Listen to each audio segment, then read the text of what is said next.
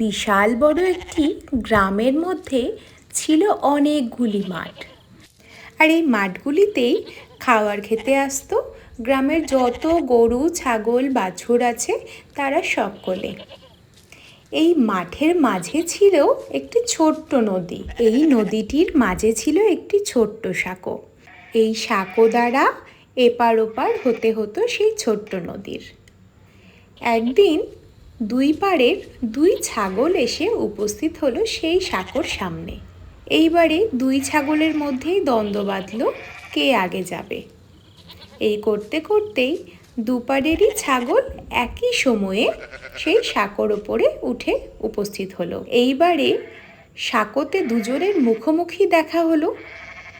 এবার সরু সাঁকোর পাশ কাটিয়ে যাবার তো আর উপায় নেই, পিছু হটারও উপায় নেই। এবার কি করা যায়?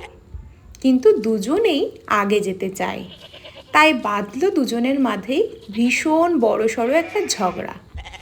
এই ঝগড়ার ফলস্বরূপ দুজনেই কিন্তু দুই ধারের নদীতে পড়ে গেল। জলে পড়ে কিন্তু সেই দুজনেই তলিয়ে গেল। আর সেই ঘটনার সাক্ষী থাকলো সেই সাঁকোটি। এরপরে আরও একদিন আরও দুটি ছাগল এইভাবেই নদীর ধারে এসে হাজির হলো। সাঁকোর মাঝামাঝি দুজনেরই দেখা হলো ঠিক আগের বারের মতোই। মুখোমুখি তারা আসার পরেও কেউই কিন্তু ঝগড়া আর করলো না।